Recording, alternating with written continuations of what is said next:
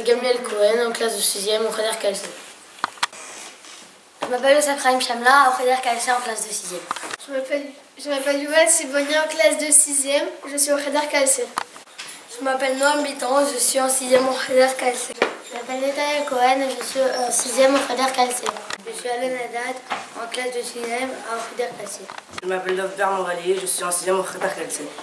Je m'appelle Gabriel Camoun, je suis en 6e, je suis au Kheder KLC.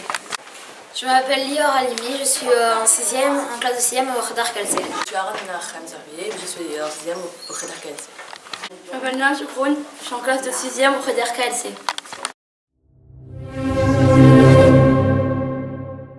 Cela s'est passé il y a à peu près 1900 ans, à l'époque des Tanaïm, en Eretz Israël. Rabban Gamiel était le prince d'Israël. Un jour, un élève vient poser une question à Rabbi Yehoshua. Question, s'il vous plaît. Oui, bien sûr. La tefila d'Arvit, elle est facultative ou obligatoire? Elle est facultative. Merci. Il vient poser la même question à Rabban Gamiel.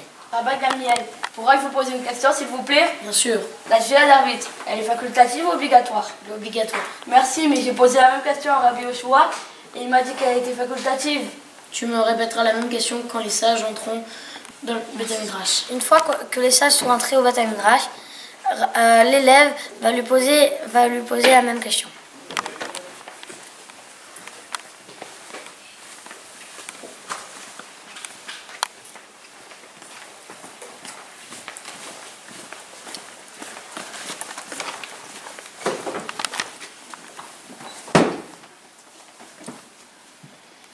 Une fois que les sages sont entrés au Beth Midrash, l'élève vient poser la même question à Rabban Gamiel.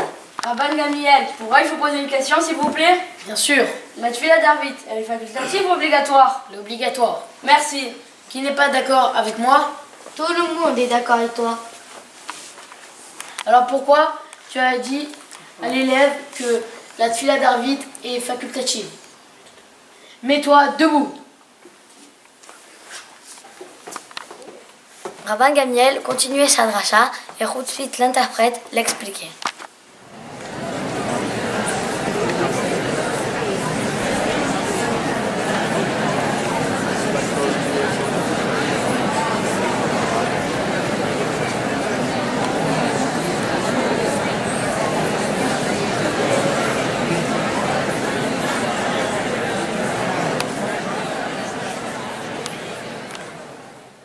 Les sages n'étaient pas d'accord avec la conduite de Rabban Gamiel envers Rabbi Yehoshua. Tout de suite, arrête d'expliquer la dracha. Oh, Rabban Gamiel, ça suffit. C'est la troisième fois que je veux lever Rabbi Yehoshua. La première fois et la dernière à Rosh Hashanah. La deuxième fois avec le premier néa de Rabbi Tzadok. Et la troisième fois aujourd'hui. Ça suffit.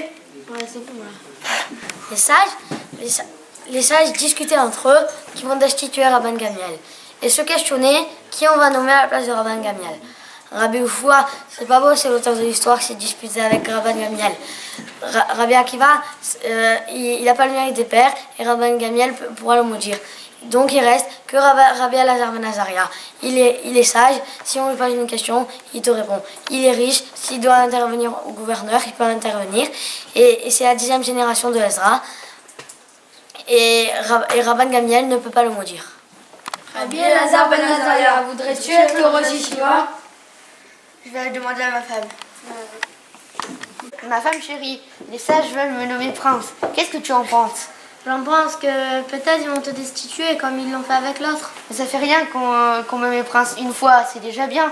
Mais aussi, tu n'as pas de poils blancs. Rabbi Elazar ben Azaria était à peine âgé de 18 ans. Il avait la barbe et les cheveux noirs.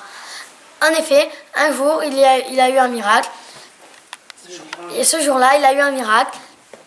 Il lui a poussé 18 rangées de poils blancs. On a nommé Rabbi Elazar ben Azaria comme Rosh Yeshiva. Malgré tout, Rabban Gamiel continue à fréquenter le Beth Midrash. En effet, un jour, il est arrivé. Bonjour, monsieur le Chachamim. Je m'appelle Yehuda et je suis un converti de Amon. Je peux me joindre à la communauté d'Israël? Non. Non, parce que dans la Torah, il est écrit qu'Amon ne peut pas rejoindre la communauté d'Israël. Rabbi Yehoshua n'était pas d'accord. Mais bien sûr que tu peux entrer dans la communauté d'Israël, parce que le roi Sancheriv va déjà mélanger toutes les nations. Pourtant, il est écrit dans la Torah que Hachem il va ramener les exilés de Hamon à Hamon et ils sont revenus. Non, aussi il est marqué que Hachem va ramener les exilés d'Israël et ils ne sont toujours pas revenus. Finalement, ils ont autorisé aux guerres ammonites de rentrer dans le peuple d'Israël. Rabban Gamliel a décidé d'aller chez Rabbi Yehoshua pour les réconcilier. En arrivant, il était étonné.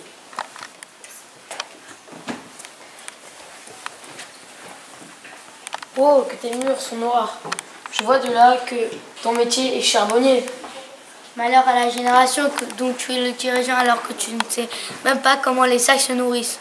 S'il te plaît, excuse-moi de tout mon cœur. Je te pardonne pas. S'il te plaît, excuse-moi pour le mérite de mon père. Bon d'accord, je te pardonne. Puis ils ont envoyé un messager pour dire aux Rachamim que Rabbi Yehoshua et Rabban Gamliel se sont réconciliés et donc on peut garder Rabban Gamliel comme prince. Les sages n'étaient pas d'accord et Rabbi Akiva prend la parole. Les Chachamim, fermez les portes de la yeshiva de peur que les serviteurs de Rabban Gamliel viennent nous obliger à garder Rabban Gamliel en tant que prince.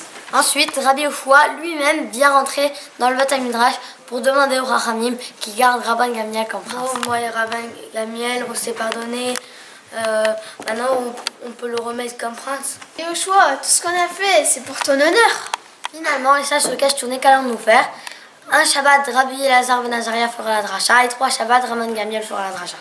Que Hachem reconstruise le Beth Amikdash rapidement et que